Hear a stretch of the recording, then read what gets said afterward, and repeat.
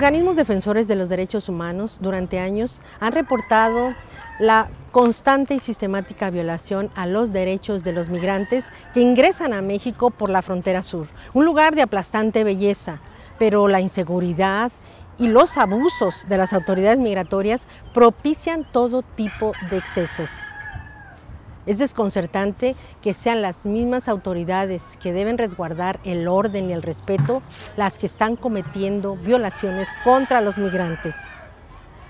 Los que ingresan ilegalmente al país deben pagar con una moneda, llámese extorsión, soborno o mordida. Vea usted.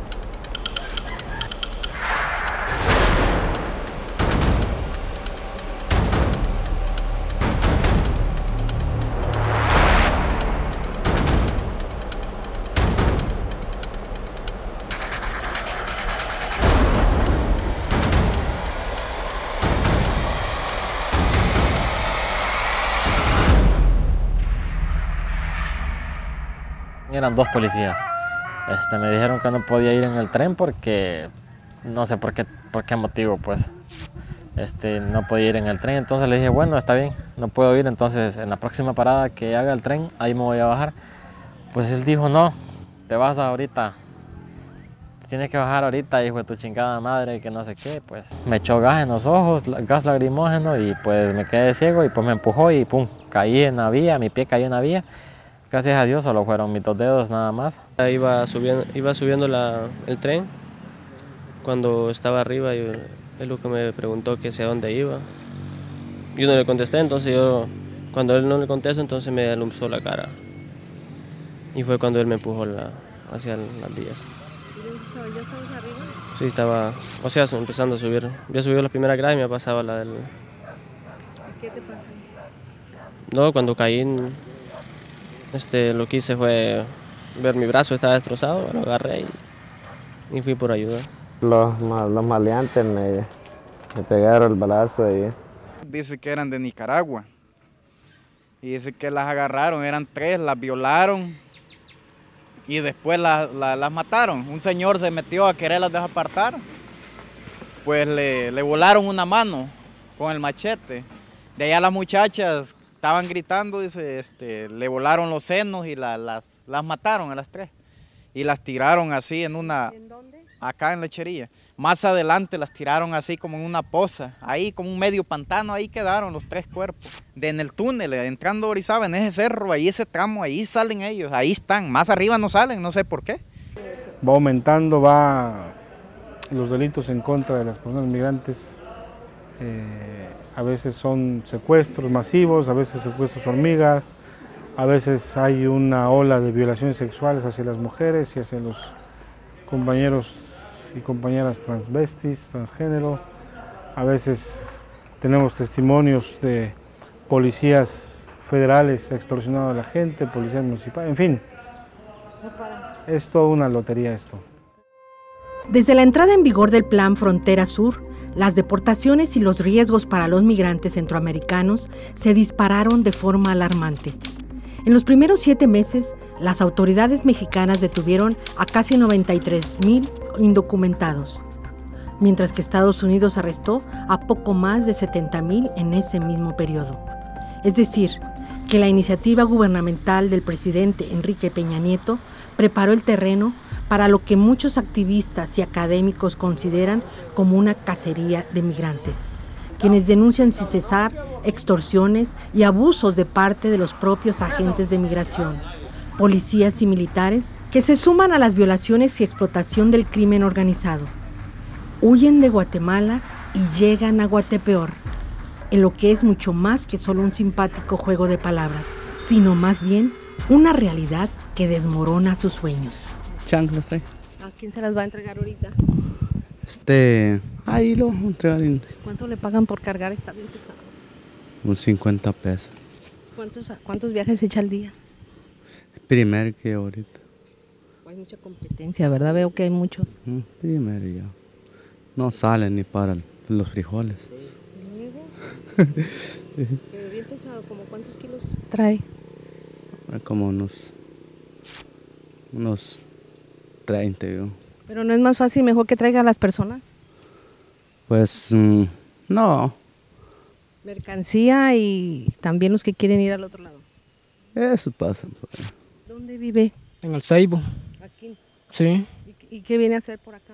Pues allá con hacer comprados al otro lado, allá a las casetas. Muchas de ellos no prueban alimento durante el camino porque no tienen posibilidad. Entonces, al llegar a casa, pues lógico que tengan una necesidad imperiosa de agua, de beber agua, de comer y de el uso del baño. Cada día del año, cientos de personas se apuestan en la entrada del sur de México para comenzar un delirante calvario, tan peligroso que no se sabe si conseguirán sobrevivir. En llantas, lanchas o como pueden, atraviesan el río San Pedro y una vez en territorio guatemalteco, en la frontera con México, también encuentran su muro. No tan sofisticado como el de la frontera norte, pero uno que también deben saltar y en lugar del desierto estadounidense, encuentran una salvaje vegetación donde deben cuidarse de todo tipo de alimañas, desde víboras y animales salvajes hasta uniformados, que hacen negocio con la integridad de quienes deberían proteger según los preceptos del propio gobierno federal. Porque la comunidad gay, LGBT, sufrimos mucha discriminación, homofobia, en los trabajos no nos dan trabajo y la sociedad pues nos discrimina mucho, entonces tenemos muchos problemas. En mi país hay mucho problema con los pandillas, los maras, entonces nosotros para ellos somos como lo peor de un país, ¿no? Entonces nos toca que huir de nuestro país por la discriminación y la homofobia que nosotros vivimos. En los últimos 10 años, la organización internacional no gubernamental Human Rights Watch reportó un alarmante incremento de niñas y niños que viajan solos debido a que en sus países de origen pertenecen a un sector particularmente vulnerable al fenómeno pandillero, pues los miembros de estos grupos delictivos los mantienen bajo amenaza de captura o de violencia sexual. En abril del 2016, este organismo denunció que el gobierno de México solo proporciona visas humanitarias a menos del 1% de los menores de edad que cruzan la frontera y asegura que aunque el Estado mexicano tiene el marco legal para alojar a quienes llegan sin un acompañante adulto, aún así deporta a casi el 100% de ellos, en un acto que los condena a lidiar por su propia cuenta con la violencia de la que tratan de escapar.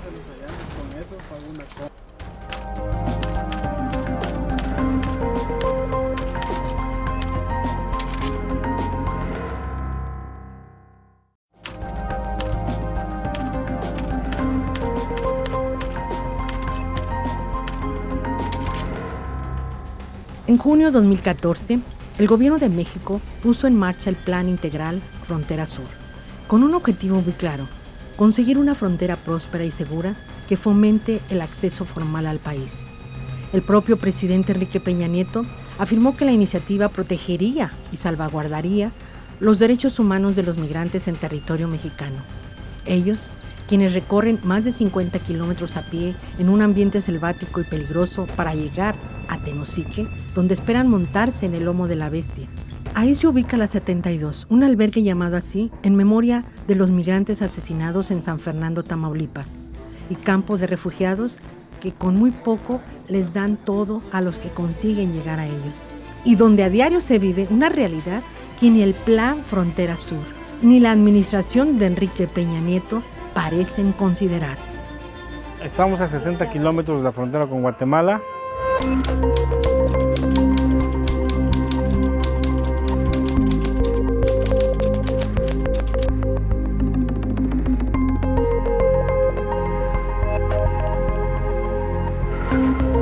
Aquí hay sobre todo hondureños porque Honduras está más cerca. Atraviesan todo el Petén, que es la tercera parte de Guatemala, el departamento del Petén, y entran a México por Tenosique. Y de aquí empiezan a distribuirse en varias rutas migratorias. ¿Qué tal pasa aquí en La Bestia? ¿Por dónde está? La Bestia estamos a 200 metros en línea recta. Cuando no hay suficiente dinero, entonces uno camina al Seibo y solo así puede llegar hasta México, solo así. Y cuando hay dinero, entonces uno se tira por la técnica para llegar más rápido, para llegar directamente a Palenque. Entonces por otro nosotros lo tiramos por Tenosique porque como no hay mucho efectivo, no hay mucho dinero, entonces lo tiramos por Tenosique. Ahorita ya rebasaron más de 1000 personas, ¿verdad? En un mes, en lo que va de este mes.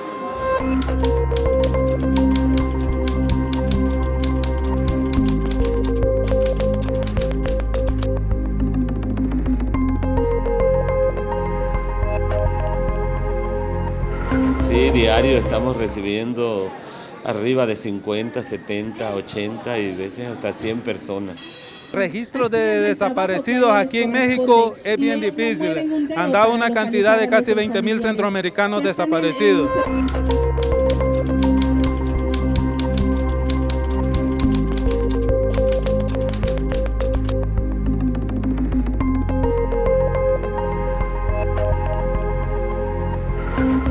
Pero eso es una cantidad que la han tomado organizaciones basado en testimonios de que los han secuestrado y todo eso. Pero a nivel consular no hay una cantidad específica. El Plan Frontera Sur, tal como fue presentado por el Gobierno de la República, basaba su plan en acción de 3 objetivos. Evitar que los migrantes pusieran en riesgo su integridad al abordar la bestia.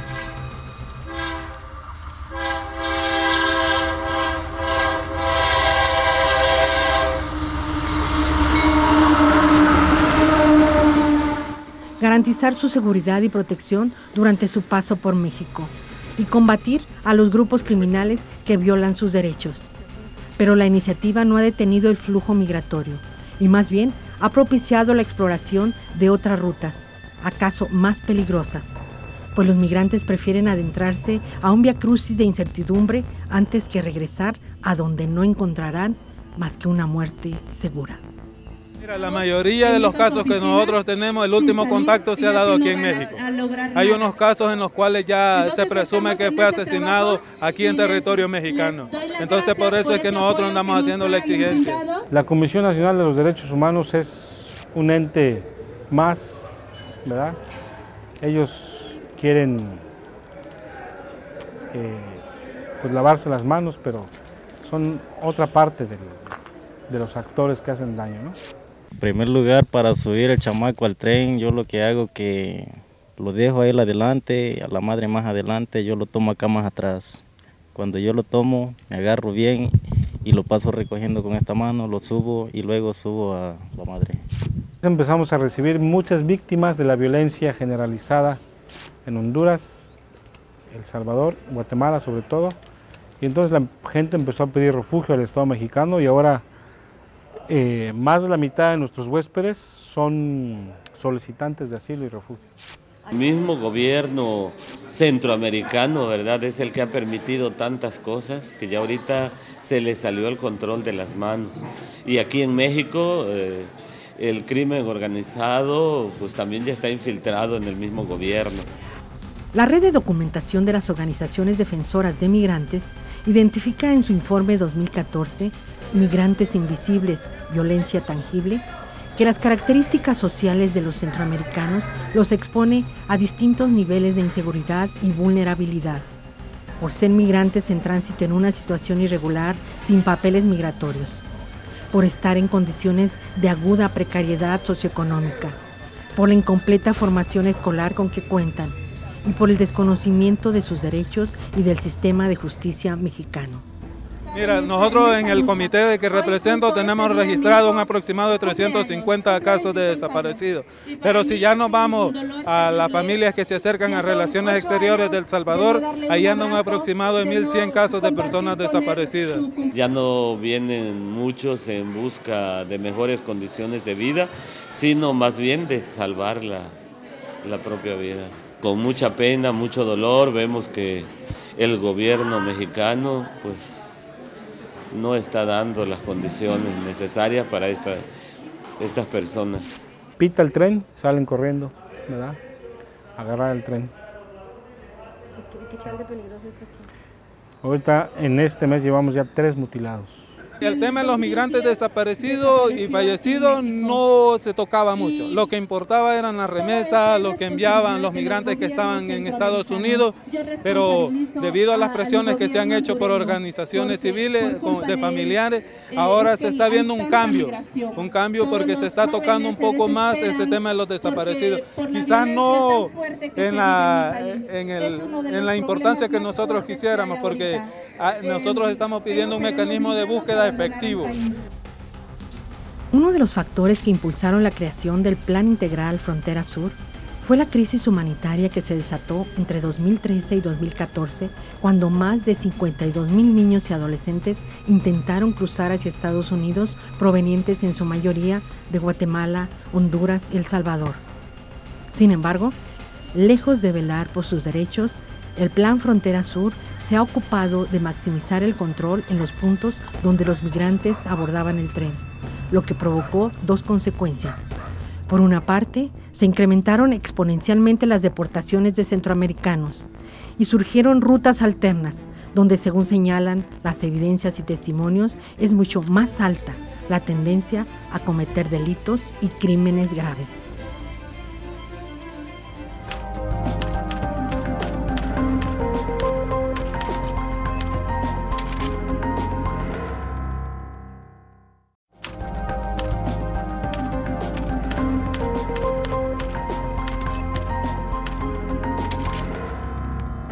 Son dos posibles escenarios los que expulsan a los migrantes centroamericanos de su tierra. O crecieron en un contexto de alta marginación, en condiciones de extrema pobreza y falta de oportunidades, o bien viven bajo la amenaza cotidiana de un reclutamiento forzoso por parte de las pandillas, de ser extorsionados, explotados o directamente ejecutados. Nosotros los vemos en nuestras avenidas cerca de las vías del tren, en los cruceros, en el transporte público. Pero su llegada hasta nuestra ciudad es solo un punto intermedio en un largo y angustiante recorrido. En algunos sitios encuentran apoyo y refugio, pero no es la regla general. Y en otro más, lo que reciben es insuficiente. Muchos son deportados antes de alcanzar su destino, pero según las caravanas de búsqueda de madres centroamericanas, el 80% no consigue llegar. Y de todos ellos no se sabe con certeza quiénes y cuántos regresaron a casa, si se quedaron en el camino o si desaparecieron en México. De Guatemala sí, ahí hay muchos casos también. Ahorita la Fundación para la Justicia está documentando casos y tienen un aproximado de 150 a 200 casos de desaparecidos. Pero nos llama la atención algo de que puede sonar bien poca la cantidad a la cantidad de migrantes que salen del país. Pero muchas familias no están denunciando por temor o porque las están amenazando las personas que llevaban al migrante. Nosotros venimos tres, viene mi esposa, mi hija y pues hemos tenido un poco de riesgos, pero creo que eso siempre tenemos que pasarlo, todos los que miramos este camino y no hay vuelta atrás, tenemos que seguir adelante. Somos 9 en total, mis 2 hijos, mis 4 nietos, mi yerno y mi nuera. ¿Por qué huyeron? Porque el año pasado me mataron 2 hijos. En abril, mi hijo varón mayor va a ajustar 1 año de muerto ahorita el 12 de abril. Y mi hija hembra me la mataron el 23 de noviembre del 2015. Me lo mataron una banda que le dicen los holanchanos. No quiero saber nada de Honduras. Sé que puedo encontrar la muerte, puedo quedar lisiado por como uno agarra el tren, ¿verdad? Sabe que todos los riesgos que corre uno ahí. En 1990, el Instituto Nacional de Migración creó los grupos Beta, una extensión humanitaria que tendría una labor principalmente asistencial. Su objetivo nunca ha sido interrogar, examinar, mucho menos detener o deportar a un migrante en su paso por México. Solamente se dedican a proporcionar agua, alimento y atención médica básica o sanitaria. Sin embargo, instituciones académicas investigaron las denuncias de indocumentados que acusan al grupo Beta de trabajar como espías y delatores migratorios. ya que han vinculado su presencia de ayuda con los operativos del Instituto de Migración, con los que invariablemente se topan más adelante y que terminan enviándolos de regreso a un contexto donde muchos de ellos no tienen posibilidad de sobrevivir. La razón de la cual yo salí de mi país es por el alto índice de muertes que hay. Es una barbaridad, está descontrolado. Ahorita en el mundo estamos catalogados como el país más alto en criminalidad. De manera, ¿qué opción? Venirnos ante tantas amenazas. Comerciantes, profesionales, de toda la clase obrera está emigrando. Incluso en El Salvador, inversionistas. Se está quedando solo El Salvador. No hay inversión por la misma razón. No, la inseguridad está quedando solo los países de Centroamérica, no solo El Salvador. Está Honduras, está Guatemala. Tengo entendido que Nicaragua ha mermado un poco. No es tan difícil, pero lo más fuerte que todavía sigue es Orizaba. Entonces Orizaba todavía es un punto un poco delicado, en el cual nosotros pues lo hemos dicho, ¿no? Los migrantes pues cuando llegan por acá, pues uno les dice, ¿no? Tengan cuidado en tal zona. Esto que vive Centroamérica nos va a alcanzar y nos alcanzó de una manera que realmente nos sorprendió a todos, ¿no? Y que es el momento en el cual decidimos que esto no se tenía que quedar aquí, que esto se tenía que llevar y compartir y sobre todo hacer conciencia a la gente de que no viera a los hermanos migrantes como delincuentes, ¿no? Porque lo hacemos todos los días, ¿no? O sea, el tren no tiene hora y ahorita pues pasó uno y todavía es temprano, probablemente pueda pasar uno más tarde. Y ese me parece que sí traerá más gente porque hablamos a Tierra Blanca, que es un albergue, y nos dijeron que había suficiente migrante allá, entonces si no se vinieron en probablemente en el de la tarde lleguen más. En su periplo por tierras mexicanas, los migrantes no encuentran únicamente abusos, violaciones o desprecio. Aunque pocas veces su situación también mueve la compasión y generosidad de otras personas. Hace poco más de 21 años, un grupo de mujeres, madres de familia en su mayoría, quienes todos los días veían pasar el tren cargado de hombres, mujeres y niños hambrientos, asustados y exhaustos, no pudieron reprimir más un impulso espontáneo de ayudar. Y en la comunidad de La Patrona, en Amatlán de los Reyes, Veracruz, tomaron la iniciativa de alimentarlos y proporcionarles, aunque sea un humilde paliativo. De aquí de Amatlán llega a Córdoba, de Córdoba hacia Orizaba y de Orizaba hacia el DF. Y ya, pues, yo creo que no les alcanzará para mucho, ¿no? Pero pues por lo menos llenará el hueco de una comida. Me desespera o me da impotencia que se caigan las cosas y que ellos pidan más y ya no tengamos nada que dar, ¿no? En los albergues para migrantes es muy común ver a algunos sin alguna extremidad, un brazo, una pierna, un dedo. Estos miembros los han perdido al tratar de abordar la bestia, porque para abordarla se necesita fuerza, se necesitan agallas, se necesita poder. La fuerza se las da la desesperación por llegar a su destino. El poder se queda en manos de otros, hasta del que empuña el arma. Lo grave es que al mutilarse, los centroamericanos van también perdiendo sueños y aspiraciones. No solo la de ellos, también de sus familias. Y esto es algo para tomarlo en cuenta.